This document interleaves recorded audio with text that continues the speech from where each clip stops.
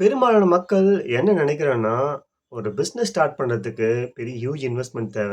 பீப்பிள higher பண்ணணும். ஷாப்ப rent பண்ணணும். ஆனா, அவங்க ஒரு பெர்ஃபெக்ட் டைம்க்காக வெயிட் பண்ணிட்டு இருப்பாங்க. ஆக்ஷன மட்டும் எடுக்கவே மாட்டாங்க. இதுல என்ன பியூட்டின்னா, பிசினஸ் உங்ககிட்ட எவ்வளோ பணம் இருக்குதுன்னு முக்கியம் இல்ல. நீங்க எவ்வளோ கிரியேட்டிவா உங்க கிட்ட இருக்கிற விஷயத்த வச்சு, நீங்க அத எப்படி யூஸ் பண்றீங்கன்னு தான் முக்கியம். இதுதான் நான் பண்ணேன். எனக்கு பிசினஸ் ஸ்டார்ட் பண்ணணும் ரொம்ப நாளா ஆச.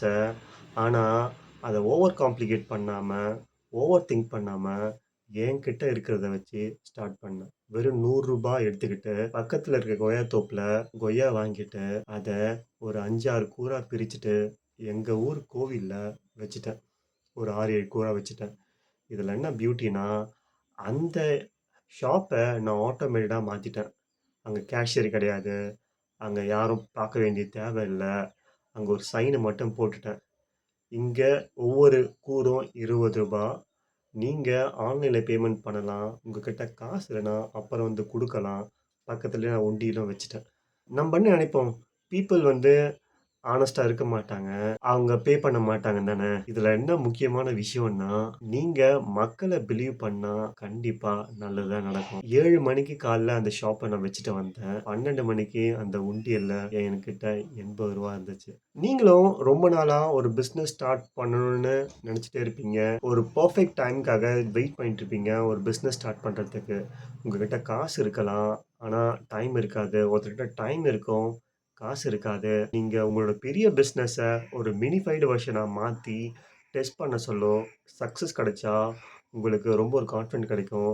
நீங்க ஃபெயிலியர் ஆனா, அதுலருந்து லெசன் லேர்ன் பண்ணிக்கிட்டு, அங்கருந்து எப்படி நம்ப நெக்ஸ்ட் மூவ் ஆகலாம்னு சொல்லிட்டு திங்க் பண்ணுவீங்க. பிசினஸ்ங்கிறது ஒரு பெரிய கிராண்ட் லான்ச் மட்டும் கிடையாது. ஒரு சின்ன விஷயத்த ஒரு மினிமல் ரிஸ்க்கோட ஸ்டார்ட் பண்றதும் பிசினஸ் தான். அது நல்லா போச்சுன்னா, உங்களால அத ஸ்கேல் பண்ண முடியும். நான் இப்போ கொய்யாக்காவோட நிறுத்தப் போறதில்ல. இப்ப எனக்கு புது புது ஐடியாஸ்லாம் வருது. அத இம்ப்ளிமெண்ட் பண்ண போறேன். ஸோ இப்படிலாம் பண்றதால என்ன வொர்ஸ்ட் நடக்கும்னு சொல்லுங்களேன்? இப்ப நான் ரூ. 100 தான் இன்வெஸ்ட் பண்ணியிருக்கேன்.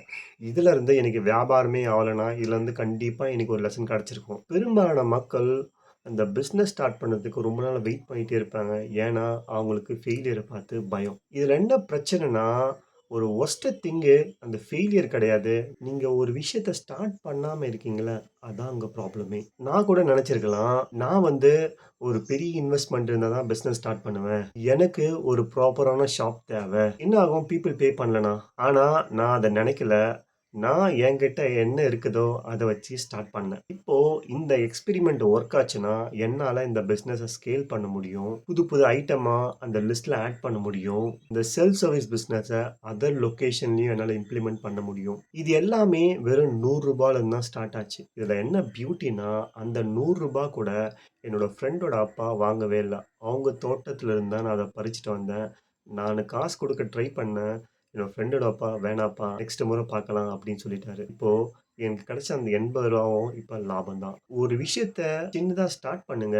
Trust the process. கண்டிப்பா அது பெர்ஃபெக்ட்டா இருக்காது. டூ பி ஃபிராங்க் கண்டிப்பா அது பெர்ஃபெக்ட்டா இருக்கவே இருக்காது. Over the period of time நீங்க ஒவ்வொன்னா சேஞ்ச் பண்ணிட்டே இருப்பீங்க. அப்புறம் அது மெச்சூர்ட் ஆகும் கண்டிப்பா. ஆனா, அந்த கன்சிஸ்டன்சி ரொம்ப இம்பார்ட்டன்ட். ஒரு ஃபெயிலியர் ஆகுறீங்கன்னா, அதுலருந்து என்ன லேர்னிங் எடுத்துக்கிட்டு நீங்க வரீங்கன்னு தான் முக்கியம். ரொம்ப ஓவர் திங்க் பண்ணாம ஒரு விஷயத்த ஸ்டார்ட் பண்ணுங்க. அந்த ப்ராசஸ பிலீவ் பண்ணுங்க. Thank you so much. Bye.